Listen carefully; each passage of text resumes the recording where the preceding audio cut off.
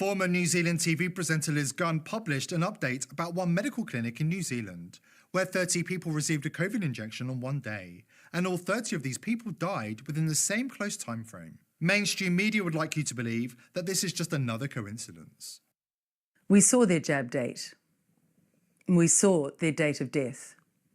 Let me give you just one of many examples. On one day, 30 people were jabbed on the same day at the same location.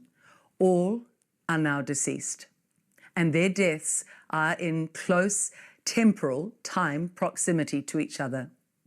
That's 30. That's all players in a rugby match on the field suddenly dead.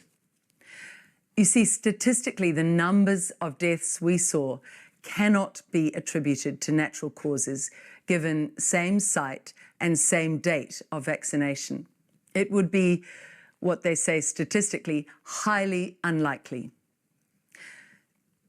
We are calling for an inquiry. Not just any inquiry, a full-blown criminal investigation leaving no stone unturned.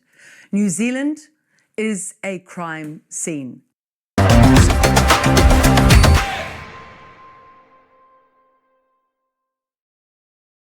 Welcome to Occam's Razor. I'd like to thank all my subscribers, and if you hit the notification bell, you'll never miss another episode. If you'd like to leave me a story tip, there's a link in the comments. If you appreciate what I do and would like to support my work, there's a link below, or you can choose to support me monthly in a link to my Substack, where you can read more Occam's Razor. Well, that was former TV presenter Liz Gunn trying to get the truth out before her video was banned during the Covidity Stupidity before the intro. Now, in my email came a Substack. Now this is a story from 2 weeks ago. And as you can see here, exposed. Klaus Schwab's daughter flips, confesses wife to murder millions. Well, we don't know if this is true, but we're going to go through what has been published and what is available. This story is about 2 weeks old. And it mostly comes from the People's Voice. And other sites have been carrying pretty well the same information. If you go here, AMG News, same information. Time of illusion is over. The world has been ruled, manipulated, and poisoned by a parasitic elite that hides behind acronyms. WF, the WHO, the UN, the IMF. But now their empire is cracking. We see here the People's Voice. Now these are the ones that carried the story initially. Very nice little picture they made here with the skulls. Really puts it through. And we go here to Geek News, pretty well carrying the exact same story. They haven't really changed much, all going to the same sources. And here we have Chiswick News also saying the same thing. Now here we have the International Chronicles. And I think we'll just sum up a lot of what's happening in the story here regarding Nicole Schwab. Yes, that's Schwab. Daughter of Klaus Schwab himself, the architect of the WF, is singing like a bird, cooperating fully with international investigators. According to prosecutors, her testimony could be the Rosetta Stone of the globalist takedown. So they're saying it's according to the prosecutors, not to some media person. I wish they had a link to the actual prosecutors having made that statement. So this is all we know. Not just the pandemic and illegal cover-up, but about the endgame, a systemic plan to depopulate the earth. Billions of souls culled not just through forced injections, but through decades of contamination in our food, water, air, and the threat of more engineered pandemics to come. What Nicole has revealed behind closed doors is beyond chilling. It's methodical, coordinated, and backed by hard data. Data she claims was stored in secret WEF servers and distributed through quiet back channels to a network of loyal governments and institutions. Now, there's another name here that they talk about, Mr. Pascal Najadi. He is a well-known Swiss filmmaker. He's handed over boxes, literal boxes of records, internal memos, emails, data logs, and private communications from his father's archives. His father, Hussein Najati, was a co-founder of the World Economic Forum with Klaus Schwab back in 1971. Documents that spell doom for the WEF, the WHO, GAVI, and the entire Geneva-based global control complex. As Pascal puts it, the devil lives in Geneva. Let's watch the clip. Geneva looks beautiful. It's beautiful. It has a lake. It has this shadow. It's very peaceful. But there is a dark side to it. Everything evil in the world related to democide, unfortunately, comes from Geneva. You have WHO in Geneva. You have GAVI. Then you have the WEF, the World Economic Forum, which my father was a co-founder and left Klaus Schwab out of disgust in the early 80s, that has diplomatic immunity. I, as a Swiss citizen, right here now, declare that the WEF is not eligible anymore for diplomatic immunity. I call on the Swiss authorities and security to arrest those people immediately. Why? The WEF, WHO, GAVI, Big Pharma, Big Tech, Bill Gates, all advocated a global humanity injection by a bioweapon, injecting nanolipids into 5.7 billion people. And we Swiss are hosting them? That's terrible. We cannot tolerate any entity that promotes poison to be injected into humanity. But you have done it. I'm the victim, I'm dying from it. And my mother too. It's a democide, and you'll be judged. It was Pascal Najati who led the legal assault that brought down Swiss Prime Minister Alain Berset, the face of Switzerland COVID crackdown.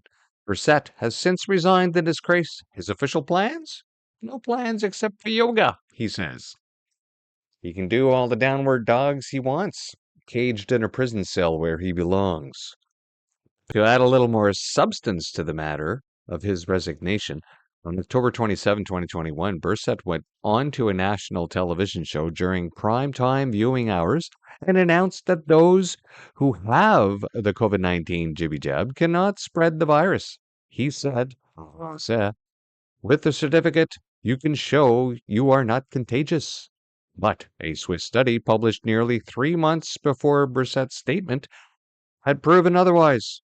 The study was published August 3rd, 2021, and led by Virginie Massery, head of infection control and vaccines at the Federal Office of Public Health, FOPH.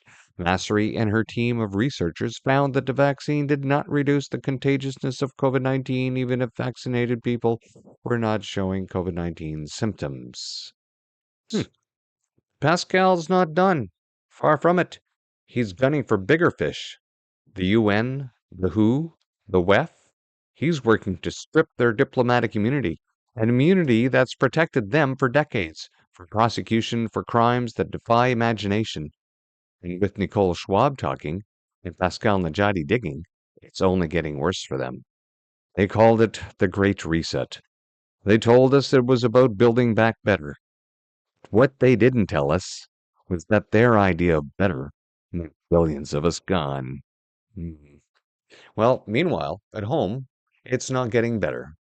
As you may remember, I had briefly touched on this story before, where Sean, seeking justice for him, is not getting any results.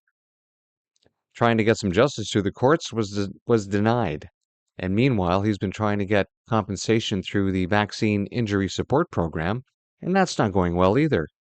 Because even though he had a pathologist who did an autopsy on his son, who couldn't seem to determine what the cause of death was, there have been 4 board members, or whoever adjudicates these things at VISP to give compensation, and all 4 of them cited that, can't find a link between your son's being unalived and the jibby jab, so we are going to deny the request for injury support from our program for having, coerced her son into getting the jibby jab.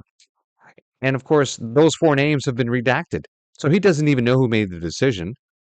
And I don't know how they came to the decision, like he stated, because, well, they can't. They, even the pathologist said he didn't know. So then how would they know not to know? And then the final kicker, they can't apparently find a pathologist to review their decision. So he's been left twisting in the wind for 2 years. And of course, he, like I, do not trust the mainstream media, which is why he goes to Rebel News with all his recent information. Let's watch the clip. Dan's fight isn't just about VISP. He's also taking on Health Canada, government officials, and Pfizer Canada in court over the safe and effective narrative. But at its core, this is about one thing, the truth. And even still, the pain and his loss remain. I'm just trying my best to stay strong with support from people. I'm just trying to fight another day, and only the truth is going to set me free. Sean's already gone, and only justice is going to allow me to start to heal, because I haven't yet. I'm still crying every day, almost 4 years later. It's just pure torture, and they just need to tell the truth, but I don't know why they won't. Not admitting one single death is really weird. I mean, sometimes they'll say, yeah, it's very rare, but people can die. Okay, then say Sean was one of the rare ones. Admit it. I just want to say thank you so much to everyone for your support, because I honestly couldn't do it without you. I feel like giving up at least once a week. And then I fight on the next day. And it's people like you, Tamara, who have been with me, like you said, right from the beginning. That's why I come to you with every little tidbit I get. I want you to have it before anyone else, before any mainstream media even attempts to talk to me, because I'm not going to talk to them anyway. But I always come to you first. You've been so good to me, and everyone at Rebel's been great to me. And I need you guys probably just as much as I need my followers. I need you guys, because you get it out there for me. I love you. In If the you recall, during the Covidity Stupidity, things were not going well for a lot of people, especially when it came to mental health.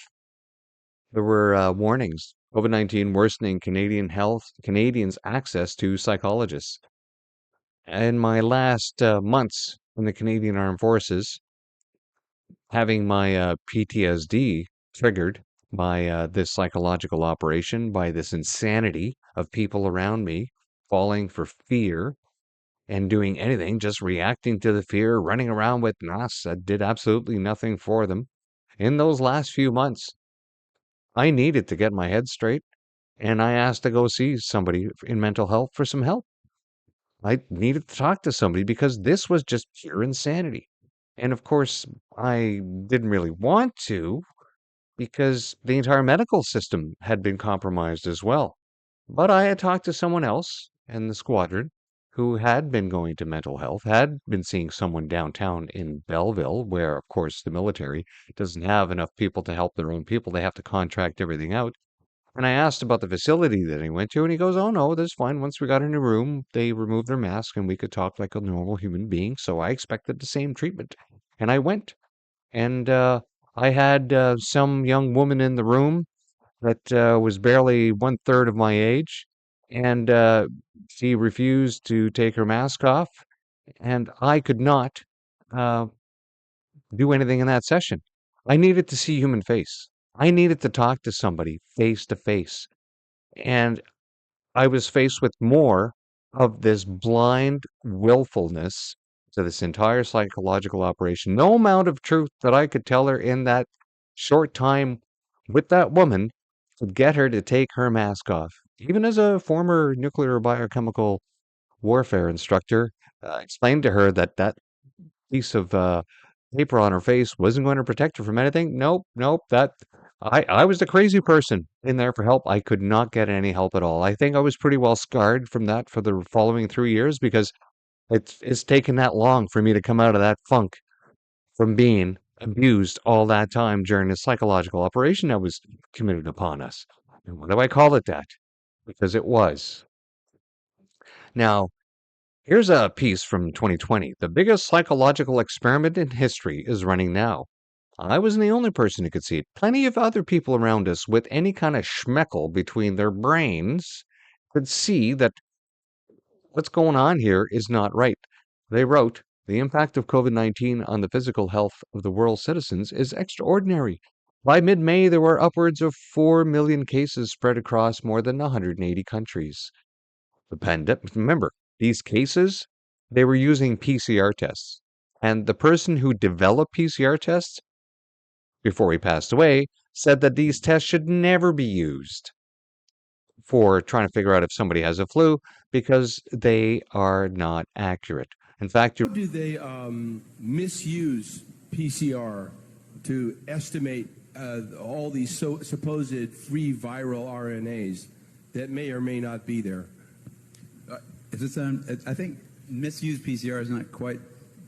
I don't think you can misuse PCR. Actually, no, the results, the interpretation of it. See, if you can say, if they could find this virus in you at all, and with PCR, if you do it well, you can find almost anything in anybody. It starts making you believe in the sort of Buddhist notion that everything is contained in everything else, right? I mean, because if you can amplify one single molecule up to something that you can really measure, which PCR can do, then there's just very few molecules that you don't have at least one single one of them in your body, okay? So that could be thought of as a misuse of it, just to claim that it's meaningful. It is. No, there's very little of what they call HIV, and what's been brought out here by Phil Pott and Isai already. The measurement for it is not exact at all. It's not as good as our measurement for things like apples. An apple is an apple. You know, you can get something that's kind of like, if you got enough things that look kind of like an apple and you stick them all together, you might think it's an apple. But and HIV is like that. Those tests are all based on things that are invisible, and the results are inferred in a sense. PCR is separate from that. It's just a process that's used to make a whole lot of something out of something. That's what Also, it is. But it's not.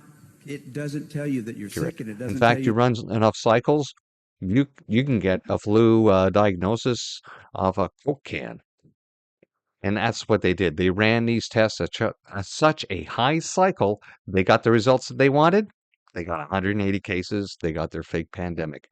The pandemic's effect on mental health could be even more far reaching. At one point, roughly 1/3 of the planet's population was under orders to stay home. That means 2.6 billion people, more than were alive during World War II, were experiencing the emotional and financial reverberations of this new coronavirus.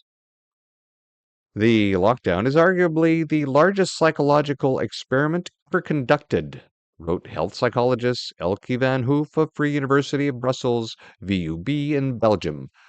The results of this unwitting experiment are only beginning to be calculated. Well, it didn't take a genius, really, to warn people that everything that they were doing lockdown-wise was going to harm society for years to come. We tried to tell them about kids in school putting masks on their face, having an instructor or a teacher up in the front of the class with a mask on. Children are impressionable. In those impressionable years, they need to learn. That's why we have the system set up. And when you're teaching somebody how to speak through a mask, and you're not seeing their lips move, how is a child supposed to learn how to speak? And now we have a lot of people with speech problems, along with many other problems that this lockdown created. But it doesn't stop there. A recently released COVID-19 Psychological Operations and the War for Technocracy. Well, I will take you straight to the important part of this study. The Big Lie, Totalitarianism and Big Lies. Hitler in Mein Kampf coins the idea of the big lie, i.e., a lie so huge that ordinary people would not imagine it to be possible. In the big lie, there is always a certain force of credibility, because the broad masses of a nation are always more easily corrupted in the deeper strata of their emotional nature than consciously or voluntarily. True. Fear narrative triggered an emotional response and people reacted. And thus, in the primitive simplicity of their minds, they more readily fall victims to the big lie than the small lie. since they themselves often tell small lies in little matters, but would be ashamed to resort to a large-scale falsehood. It would never come into their heads to fabricate colossal untruths, and they would not believe that others could have the impudence to distort the truth so infamously. Now, the idea is that if the lie is big enough and driven by sufficiently powerful propaganda, the masses will not think to question it. If you repeat a lie often enough, explains Klaus Schwab's protege Yuval Harari, people will think it's the truth. And the bigger the lie, the better, because people won't even think about how something so big can be a lie. Now, the rest of this paper is absolutely wonderful. This is a treasure trove of explaining to everyone who thinks the scamdemic was not a scam, but a psychological operation. They will find a lot of wonderful little tidbits of information here. Just look at these wonderful little tile. Permanent counter-revolution. So they explain in here the background on how they got to this psychological operation. Shock and stress, shocking the mind. The Tavistock influence. That'll be interesting to read, especially since we have a current prime minister whose child was gender altered at the Tavistock, which has been subsequently shut down due to their psychological operations on children to change their sexes. Trauma-based mind control. Exactly. People faced a lot of trauma in this. The trauma of losing their job if they didn't get injected. The trauma of not being able to go out in public and being made a second-class citizen. The trauma of being demonized for not taking the jibby jab by our own political leaders. Remember Justin Trudeau famously saying, "You don't think you're going to get on a train or a plane sitting next down to..." I'm just making it up as I go along. I know I'm just, but he said something to that effect, right? You're not getting on a train or a plane or sitting down next to somebody who's unjabbed. Yeah. If you think you're going to do that, fear and threat. Yeah. Cognitive attacks. Right. How do they do these cognitive attacks? The mental chaos, changing the rules that make no sense. Really? We experienced a lot of that, didn't we? Like drawing lines on the floor. Only people can travel in this direction. You know, we need to shut down all the mom and pop stores, but leave the big box stores open. We need to close down the churches, but we need to leave the liquor stores open. None of that made sense. Weaponizing deception. Mass paranoia and hysteria, turning society against itself. And it still goes on today because people today, many of them, they don't want to hear anything more about the Covidity stupidity. They want it all in the past. They don't care. They don't care that people are still dealing with this today. The coming unrest. Well, yes, here we are. The coming unrest is now.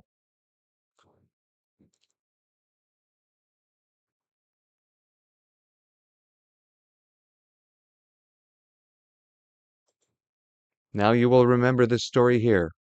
Military leaders saw pandemic as unique opportunity to test propaganda techniques on Canadians, Forces report says.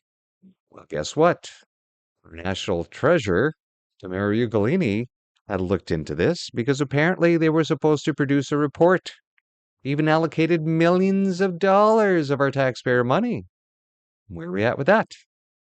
54 million of your hard-earned tax dollars funded a covert psychological operation to manipulate Canadians during COVID-19. Exclusive government documents promised a required report revealing every behavioral tactic used, but the feds say it was never produced, which sounds kind of like a cover-up to me.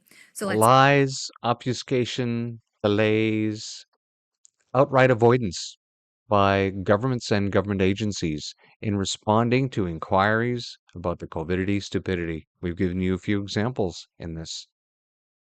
Don't forget, there were healthcare professionals who tried to stand up and they were supremely abused. They had their ability to make a living taken away. They went after them full board. No one was going to question the narrative. And if you did, you were going to pay the price. Now, this last little clip is from another story that Tamara has done over at Rebel News. All the links for everything that has been discussed in this video are down in the comments. I recommend you go and watch all the videos that I've linked, and also have a gander at that recent release document on psychological warfare done on humans throughout the planet as part of this stupidity, Covidity, scamdemic endeavor, whatever you want to call it, the COVID enterprise. It's not over. Thanks for coming out. We'll talk to you next time. Bye. After. The High Court, with 2 days' notice again, and just suspended. With an hour to close my practice. I was given 1 hour to close my practice, with the result my practice inevitably collapsed. By March of 2021, Dr. Waters had lost everything: his clinic, his staff, and his income, all for questioning a narrative he believed was built on lies. And when the experimental mRNA vaccines rolled out, he refused to administer them, calling them unnecessary and untested. And of course, first of all, I was making the point there was no need for it. And secondly, I was making the point that I, under no circumstance, will I put it into my own arm, or my children's arm, or my grandchildren's arms, and I'm damned if I was putting it into a patient's arm. Dr. Waters was vilified, demonized as a granny killer on national radio, despite having a rapport as a TV doctor regularly sourced by the mainstream. Yet this time he was silenced. No journalist dared to touch his story. He became the only doctor in Ireland suspended for being a conscientious objector. But here's the kicker. Even the patient who complained later tried to withdraw the complaint, saying that the punishment was too harsh. The medical council, well, they ignored it and have kept Waters suspended ever since.